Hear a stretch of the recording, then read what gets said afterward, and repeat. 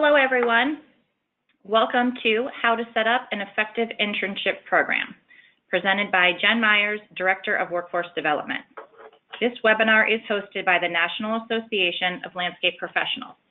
My name is Jen Myers, and I will be the presenter. Before we begin, I would like to cover a few housekeeping items. First, we encourage you to use the chat panel located in the bottom right-hand corner of the control panel on your screen.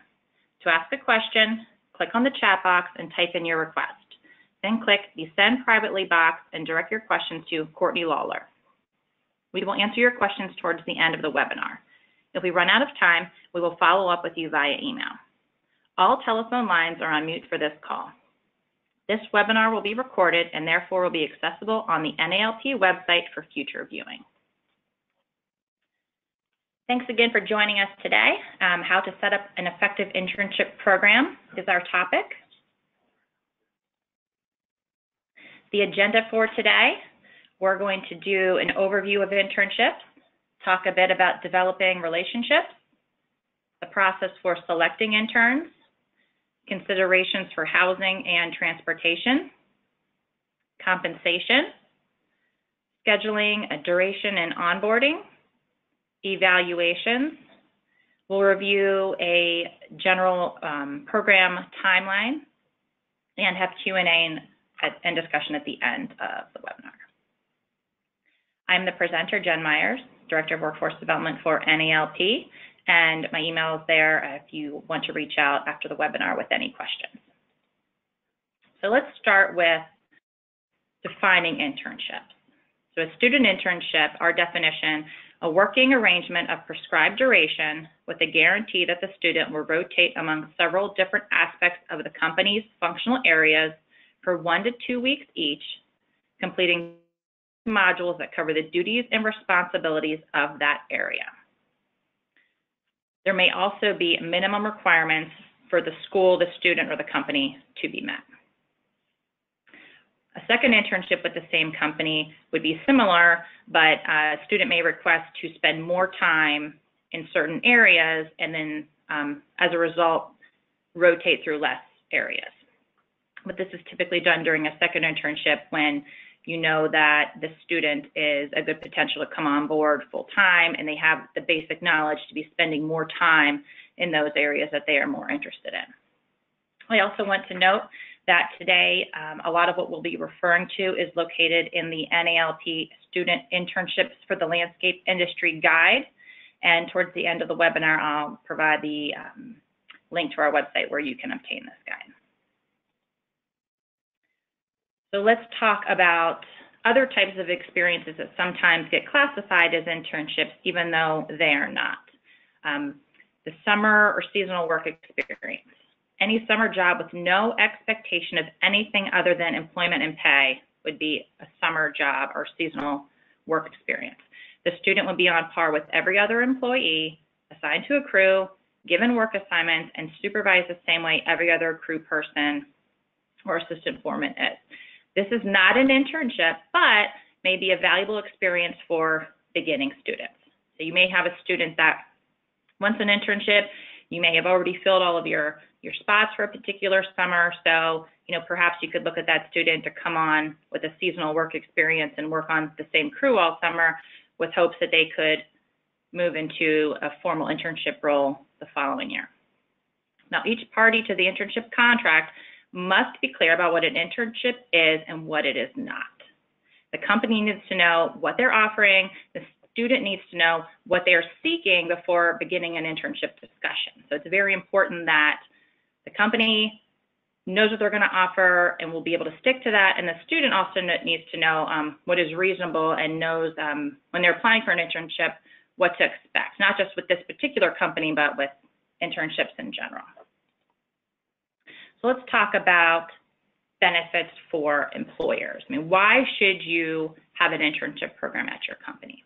Well, the obvious is that there's long-term potential for loyal, reliable employees. You get basically to try out these students, see if they're going to be a good fit for your company.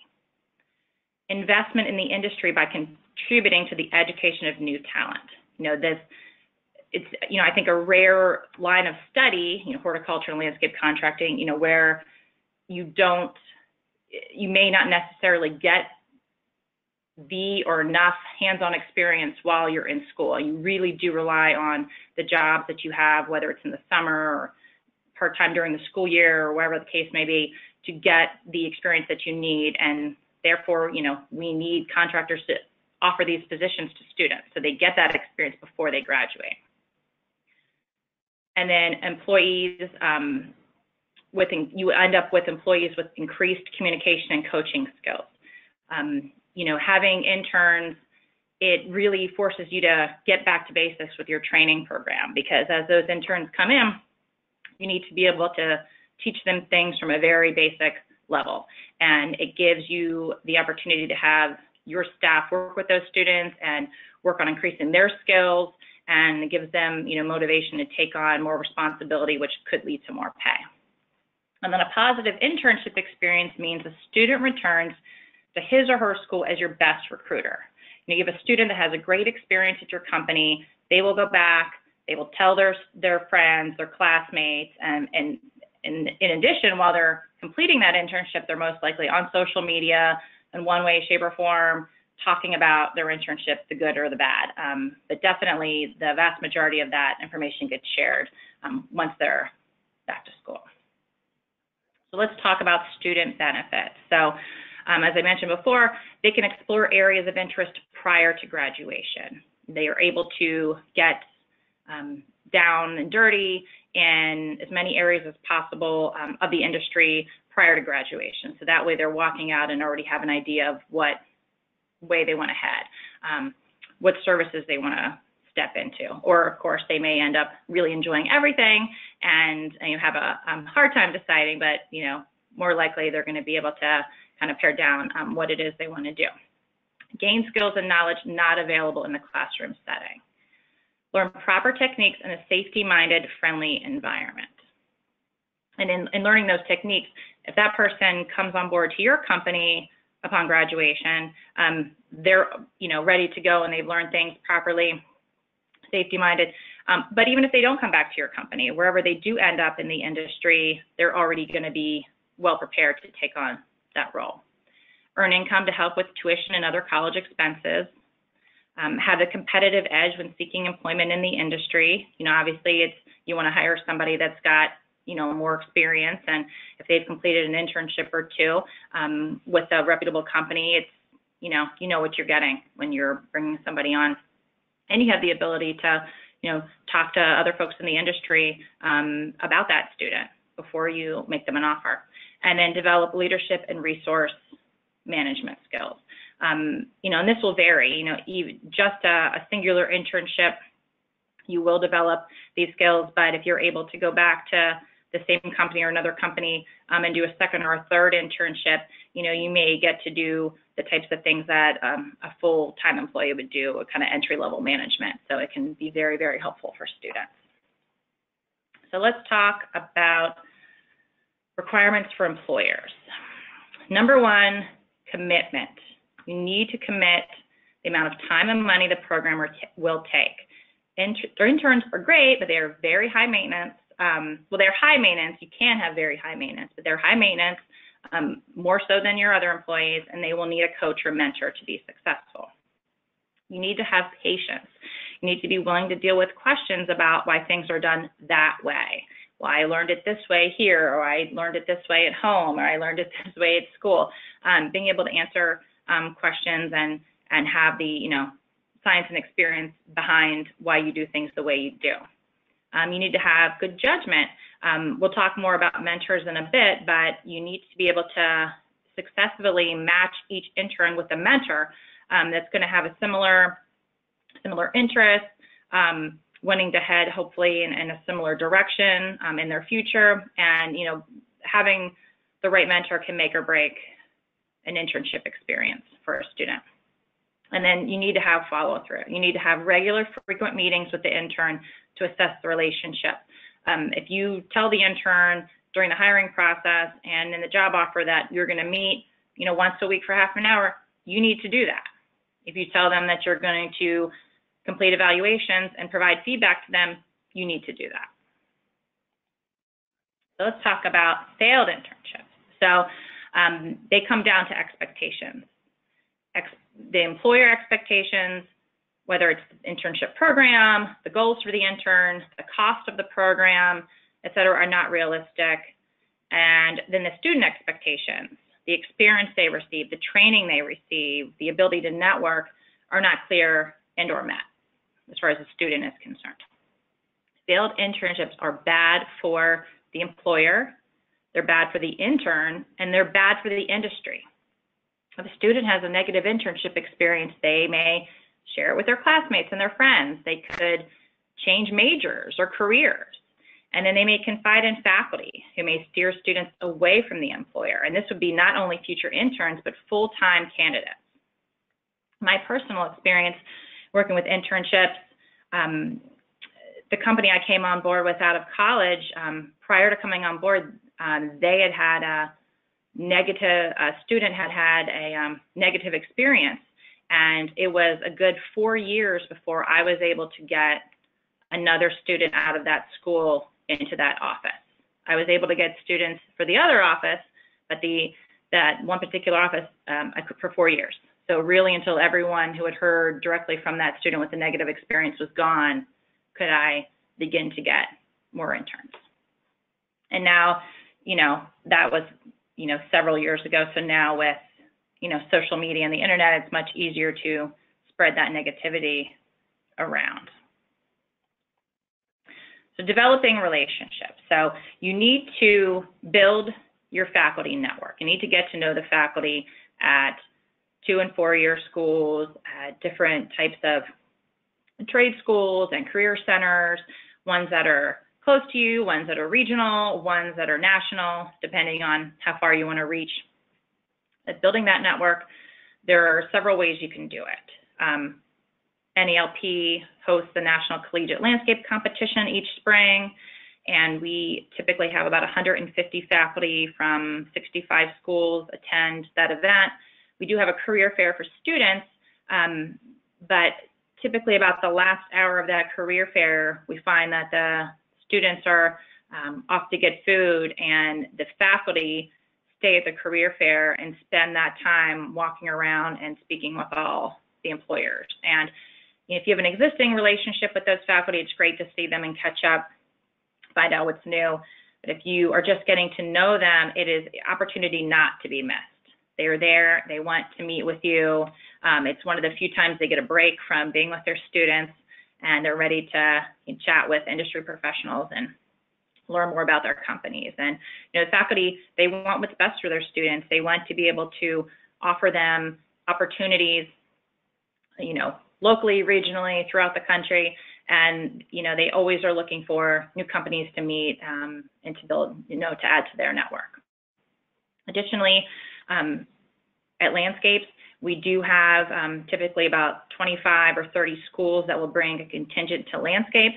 We do have the Student Employer Recruiting Roundtable at Landscapes, and while that is students attending that, we often find that the faculty will be hanging out, before and after that event to get a chance to speak with the companies that are hosting a table there. In addition, all of the faculty are emailed regularly throughout the fall with the list of companies and information regarding the Student Employer Roundtable, so they get exposure that way as well. You can visit campuses, attend the career fairs on campus. You have the ability to be a guest speaker. Many schools are looking for industry professionals to come in and speak to their students, or looking for field trip opportunities so their students can come out to your facilities or your job sites and meet with you.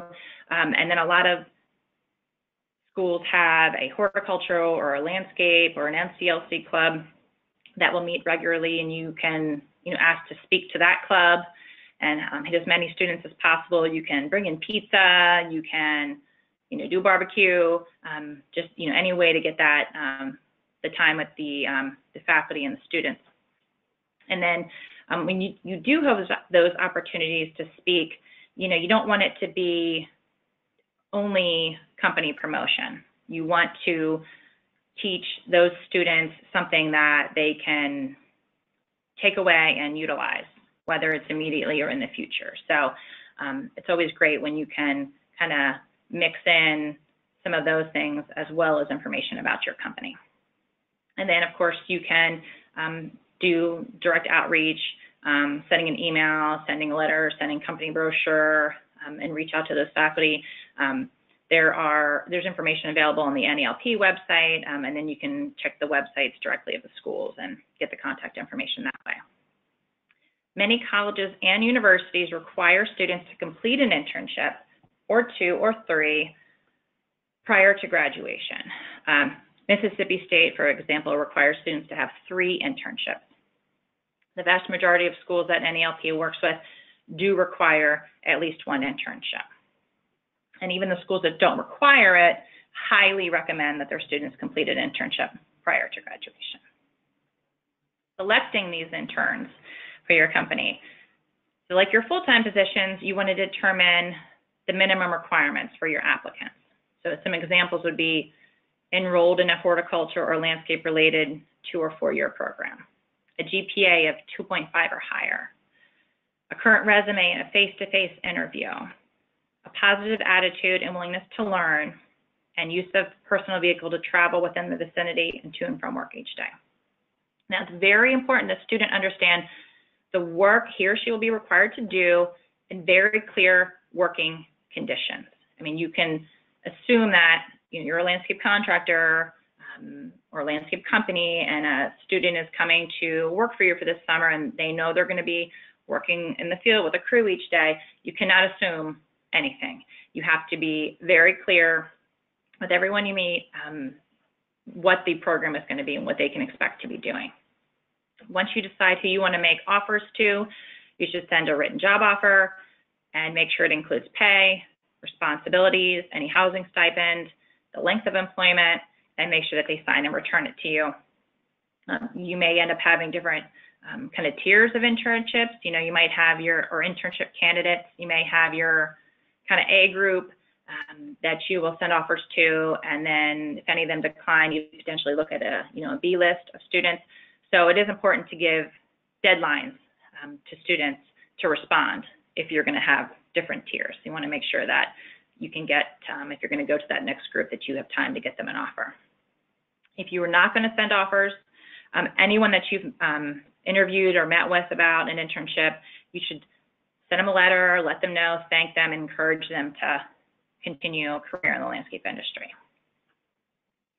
The housing and transportation.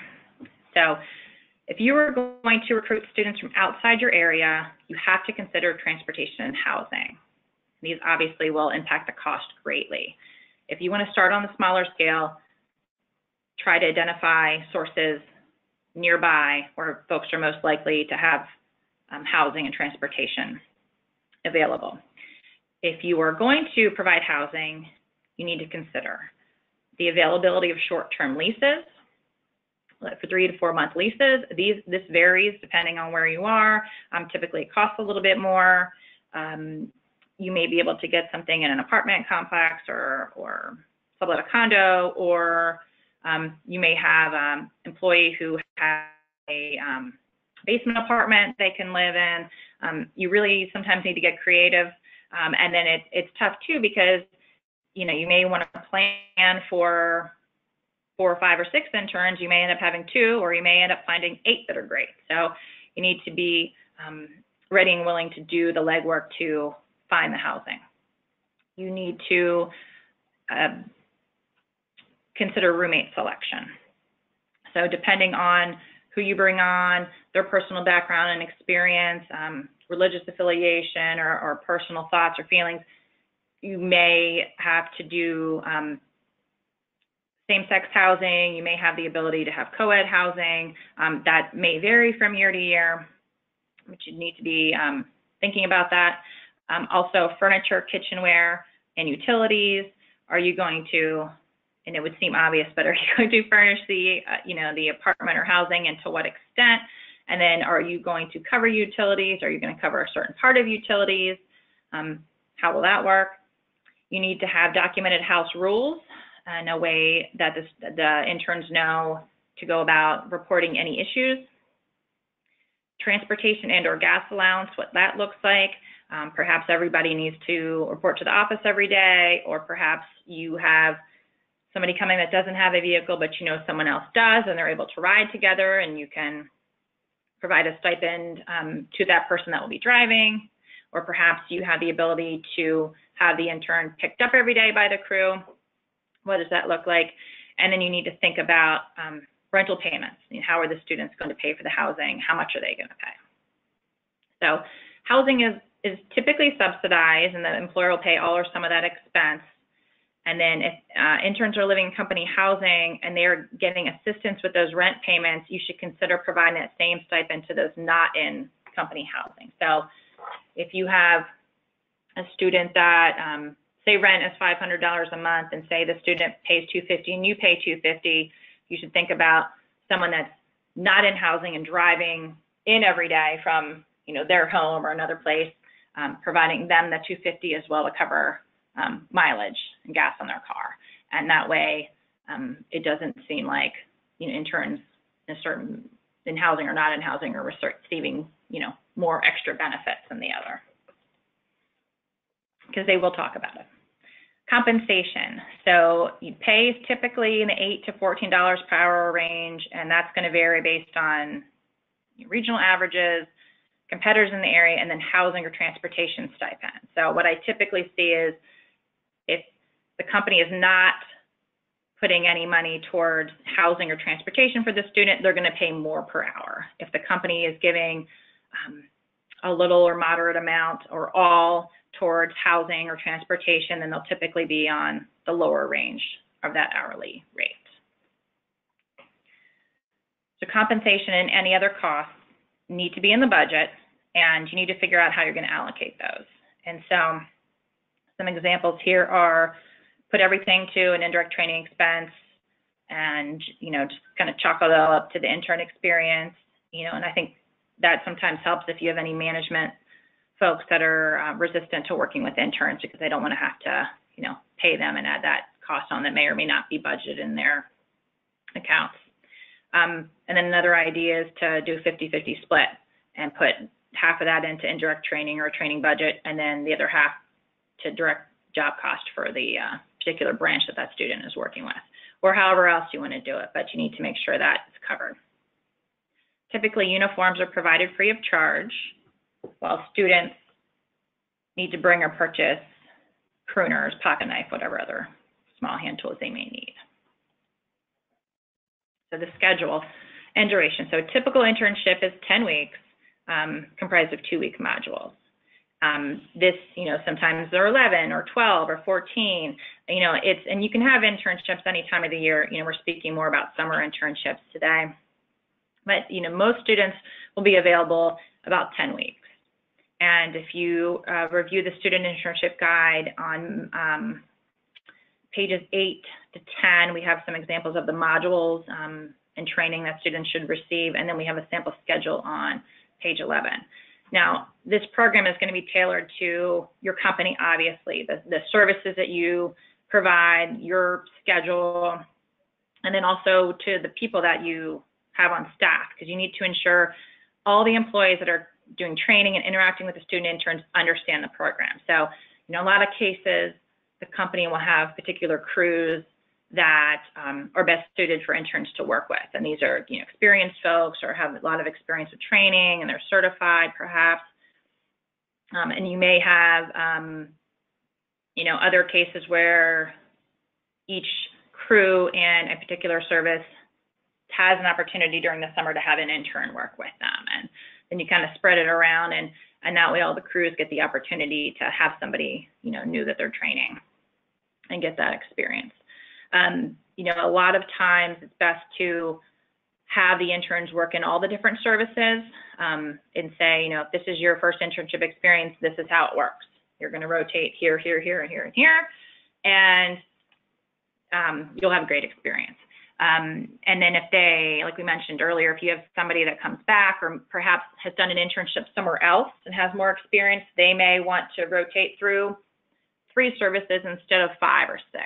So perhaps you narrow it down that way.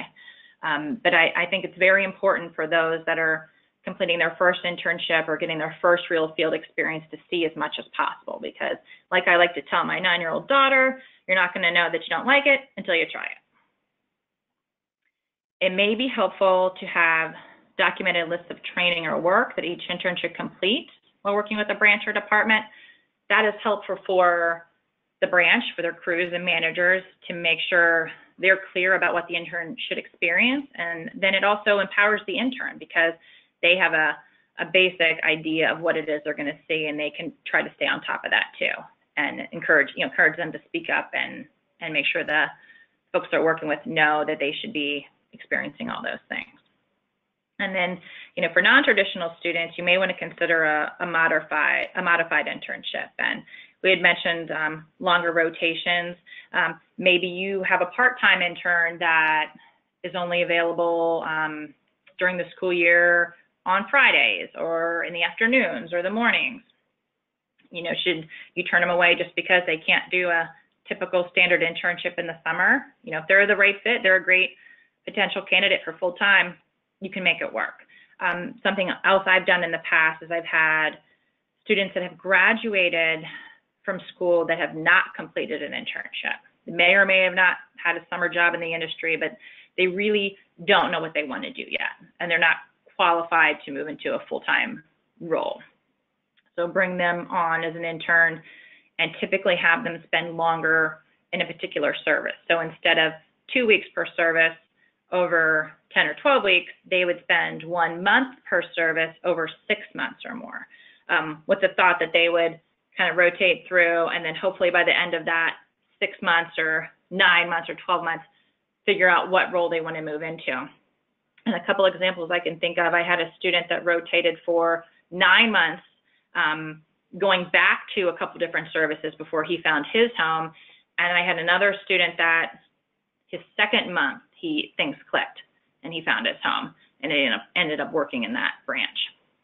And I think it's a great way to get potentially wonderful candidates who may not be getting the types of job offers from other companies that they would have been getting had they done internships while in school. And then I think the teams are more willing sometimes to work with these folks because they know they're going to get them for a month before they rotate into a different service. So you've selected your interns, they're coming on board. It's very important that they go through an orientation process. Just like your full-time employees, they should complete an employee orientation before they start working. And it's often scheduled for the first day, often done with other interns. And what I would typically do is pick, 3 Mondays, maybe 2 in May and 1 in June, or 1 in May and 2 in June, and those Mondays would be the 3 orientation days. And the interns they know when they're sent a job offer or shortly after accepting that they need to, or even during the interview process, that they need to be available for one of those days. And you would include a review of company policies and procedures, do a tour of the office and facilities, and potentially go to a job site, meet key staff members. I think that is very important. If you have the owner or president around or other executive team or management team, for them to meet. And then also you want to introduce them to and let them have a short meeting with their mentor. And again, we'll talk about mentors in a bit here. You may also choose to include safety and equipment training on this first day. There's several companies that do the things listed here in the morning. They have a lunch together, and then they do safety and equipment training in the afternoon. Or they may do that for the safety and equipment training for a couple days. So safety, obviously very important. Basic training in the safe operation of all equipment is necessary, and you should assume the interns know nothing. Even if someone, has completed an internship before or summer job before, you need to assume they know nothing.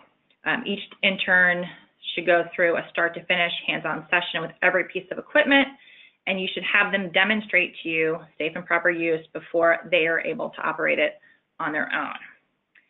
Before allowing any intern to drive a company vehicle, make sure they have a valid driver's license. And most companies I have have worked with or talked with about internships do not allow interns to drive company vehicles, especially if the students are from out of town. An exception may be made for interns that are coming back for an additional summer, or interns that are local, or interns that have more experience with certain types of vehicles. But it's always, I think a lot of folks err on the side of caution.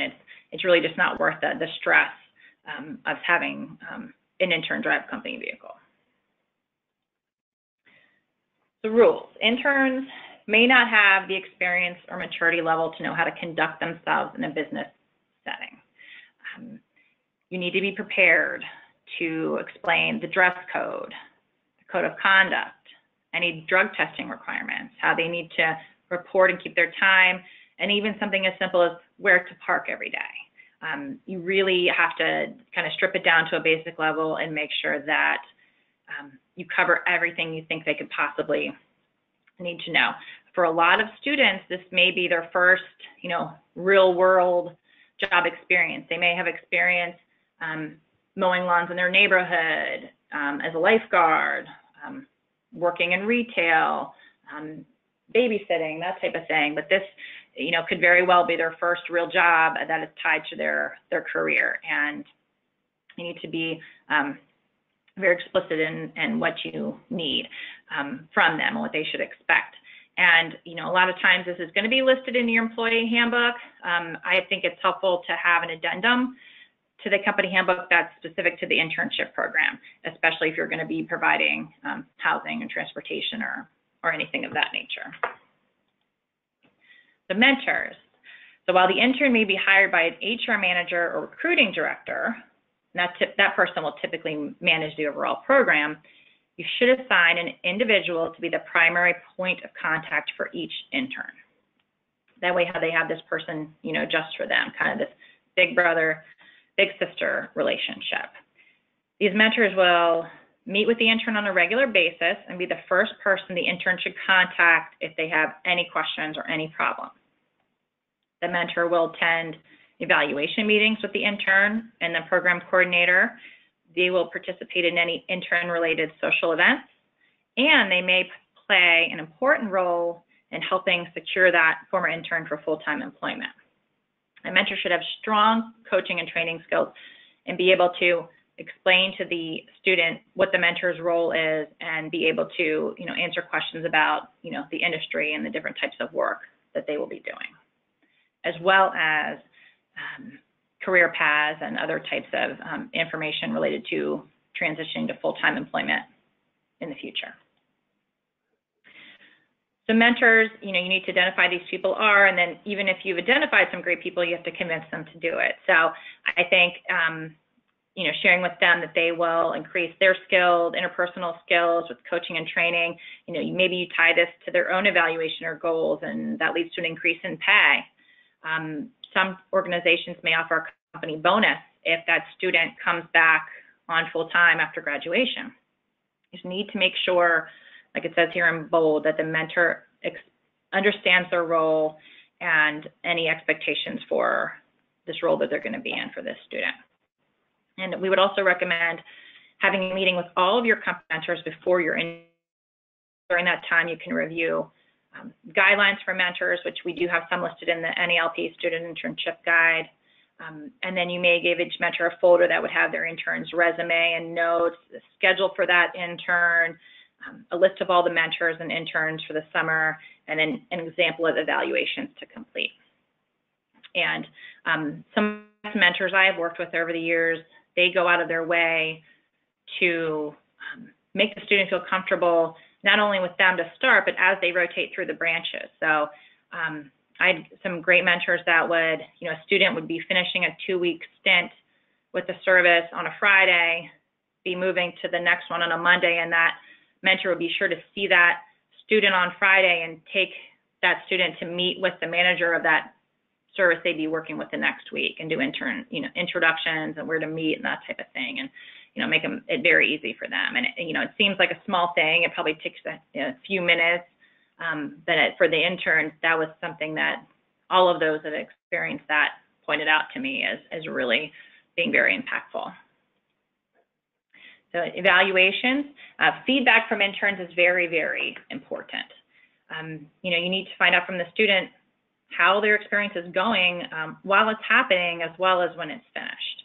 And you need to know how the intern feels about the company and any expectations, and then recommendations from them on how to improve the program. Now, you know, you may have students, you know, my experience with interns that, you know, for every 10 you would hire, you would have about, and from my experience and others I've talked with, I should frame that better. For every 10 interns you would hire, you know, typically 3 or 4 really would stand out and you would love to have back full time. And then you would maybe have 3 or 4 that were kind of mid-range, middle of the road, you know, potentially having them come back with the right team or the right increased training. And then maybe 2 or 3 or 4 that are just not going to be a good fit. And, you know, it was good they did this, they know it's not for them, or, you know, they're not for you, whatever the case may be. Regardless of where they fall on that scale, it's still important that they have the best experience they can have, because they are going to communicate with friends and classmates. And, you know, when they go back to school and start telling their classmates about their experience, you know, you're not there to, you know, defend yourself or the company. You know, what the student is telling others, or the intern is telling other students is, you know, for them is the truth. That's what they believe to be true. That's what their classmates will believe to be true. So, you know, regardless of, you know, their experience, it's always important to try to make sure that they have the best possible experience during the summer.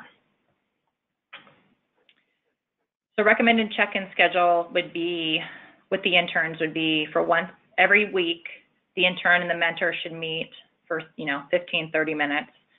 It's good to do a 30-day review with the intern, their mentor, and then whoever the program coordinator is, and then do a final review at the end of the internship. Now, the evaluations required by schools vary greatly. Some schools require no documentation. They just need to know that the student came to your company and did an internship. That's that. Other schools will have, you know, very extensive paperwork that you need to fill out, typically at the end of the program, that details every single service they work with and what they did, sometimes to a daily basis, but it's typically what they would have done, you know, every 2 weeks as they rotated. And by having your own evaluation forms that cover that information, it makes it easier for you to, A, provide feedback to the student, but also for you to provide feedback to the school. So typically you would want those internal evaluation forms to be completed by each department after the student has finished working with them. So student does residential maintenance for 2 weeks, they're sent the internal evaluation form, you know, the manager or the crew they worked with fills that out, returns it to the mentor or the program coordinator. Those are compiled, and then that feedback is shared with the student, and then that feedback is also can be shared with the school. And then while you're reviewing that feedback with the student, that's the time where you could ask the student for their feedback. You know, of course, you want them to come to you at any time, but you know, you also don't want to get into a situation where you have a student coming to you every single day because they feel like they have something to tell you. You know, I think that's why that mentor relationship is so important. You know, those daily things, they want to talk to the mentor, work through those things. When you have your 30-day or final review, you want to be, you know, speaking on a high level about the internship program in the company. And then, as with full-time employees, it might be helpful to complete an exit interview with each intern at the end of their internship. And this is different from the different evaluations that the different services will do. This is a standard exit interview. You can tailor it to the internship program if you like. There is an example of all of these types of evaluations on pages 14 to 16 of the NALP Student Internship Guide. So the students have finished their internships, what's next? So as we mentioned, you know, the reality is you'll likely look to hire back about 30 to 50% of the interns who complete your program. So if you want to stay in touch with them for another internship or full-time role, consider these options. You know, assign an employee who could be that person's mentor to touch base with them on a regular basis when you're on campus, whether you're down there for a career fair, or you're going to speak in a class or speak to a club, or you're at NCLC or landscapes or some other type of industry event. If the student is going to be there as well, invite that student to dinner. Offer the student a chance to represent the company during career fairs on campus or NCLC. I did this several times over the years, and it was wonderful. You have a student that you know is coming back full time or highly likely to come back full time, and they may say, well, I have the career fair coming up, and I don't really want to go around and talk to anyone because I feel pretty certain I want to come back and work for you. And I'd say, well, why don't you come work the booth with me? And that student, they get this special role, they feel important, and then they're also your best salesman, standing at the booth talking to their classmates or others in the industry.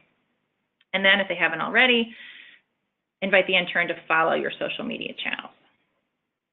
So, and like as I mentioned on the last slide, you want to make sure that you conduct those exit interviews or final evaluations. Do not skip those, and then make sure that any type of feedback that needs to go to the school, that you do that in a timely manner. The students, depending on the school, they may be required to give a presentation to their classmates or to faculty about their experience, whether it's through PowerPoint presentation or just a speech.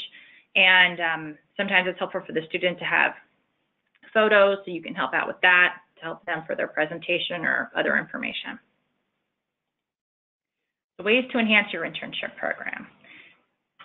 You can include your interns in industry meetings. Perhaps there's an industry meeting during the summer or during the time frame they're completing an internship.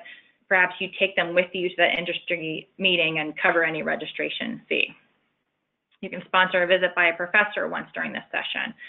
Some schools, their internship requires a visit by a faculty member to your school. Others do not. So perhaps you could offer for them to come and pay for their hotel or travel for them to come visit. Award a company-sponsored scholarship.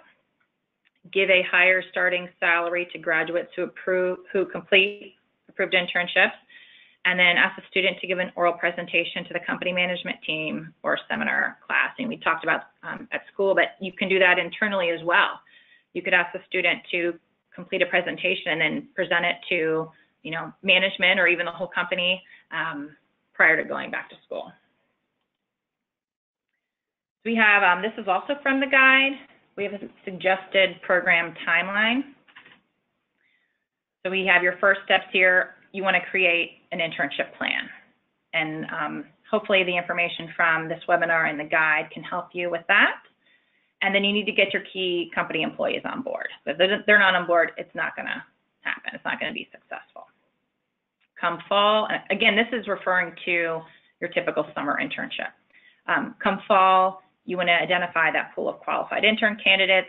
In the fall, you're typically meeting new ones. You may have ones from the year prior or the summer prior, or folks that you met 2 years ago, 5 years ago, but figure out that pool each summer. What does that pool look like? A combination of new potential interns and then ones that you've met previously. You want to conduct interviews either in person or via phone. And you want to make sure you call references. And we recommend a minimum of 3, 2 professional and 1 personal. Never a good idea to just call personal references because unless there's something really wrong, the personal references are always going to say good things about the student. You really need to talk to some type of professional reference, even if that person's not in landscaping. It just needs to be somebody in a professional role. Then winter. Determine your final list of candidates, send your offer letters, research your housing options. Late winter, early spring, you want to follow up with your candidates, determine that final number. If you have some that decline and you want to do additional offers, you could also do those at that time. Establish those start and end dates and start working on schedules. Figure out who the mentors will be, and then secure housing and furnishings and determine the roommates. In the spring, you want to conduct your mentor meeting and review the intern and mentor guidelines, send any information and checklists to interns about what to expect, what to pack, what they will and won't need, and then narrow down your dates for a welcome party, group outing, and farewell party. Late spring, early summer is when you're going to have move-in and orientation, introduce the intern and the mentor, and have a welcome party. And the welcome party, I've seen lots of different variations from company to company. Sometimes the welcome party is a luncheon held at the office, and all the interns and mentors and key management are invited to it. Other times it's out at a park or a restaurant, which is an opportunity for those interns, mentors, and key employees to come together and welcome the interns and make sure that they all have had a chance to meet. During the summer, evaluations would be distributed to managers and collected, and then you would have your 30-day meeting with the intern and mentor, and then a lot of companies will do a group outing or two, and that's something that's typically paid for by the company. It may include, I have here a baseball game, a boat trip. It could be, visit to botanical gardens, just, anything that would, again, involve all the interns, all the mentors, and then key management. You may have one of these. You may have several of them. You may also have a company picnic during the summer that all families, all employees and families of employees are invited to. So you, of course, would want to include interns in that as well. And then late summer, you could do, much like a welcome party, you could do a farewell party. You would want to complete and submit the school evaluations to your faculty contact, if necessary, do your final meeting with the intern and mentor, and then have housing move out. If you want more information about student internships, you can find our guide here. LIC is Landscape Industry Careers. If you type in lic.org, it will not work. You need to type in landscapeindustrycareers.org and then go to resources and create an internship program. There you will, within the guide, you will find suggested modules for exterior operations, interior operations, and support functions. You'll find a sample schedule, some example mentor guidelines, as well as evaluation templates. And here's my contact information. If you have any questions or have trouble finding any of this, I am happy to help. So please contact me at the email listed here. Now we have a couple minutes for some questions. If you have any questions, like we mentioned at the beginning, go to the chat box and type in your request, and then click Send Privately and direct them to Courtney Lawler. The chat panel is located in the bottom right-hand corner of the control panel on your screen.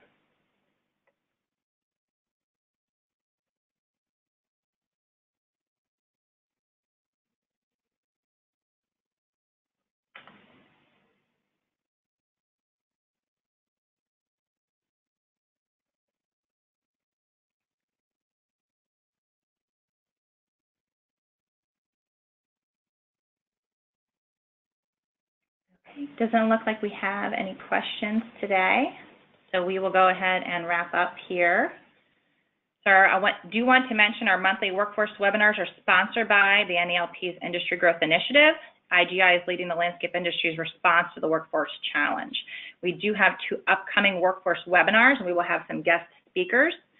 On September 10th, we'll have how you can best approach local schools to promote the profession and encourage them to offer industry curriculum. The presenters will be Elizabeth Riley, Department Head, Horticulture Technology and Agricultural Biotechnology, Alamance Community College, and Caitlin Kleineth, Recruiting Specialist and Company Ambassador at Myatt Landscaping. And then on October 24th, we will have the most common reasons companies lose good people and how to stop the bleeding. The presenter will be Mark Hopkins, Regional Vice President for Land Care. In order to improve our future webinars, please take a few moments to fill out our evaluation, which will appear on your screen at the end of this call. We appreciate your feedback. I would like to thank everyone for participating in today's webinar. I hope you enjoy the rest of your day.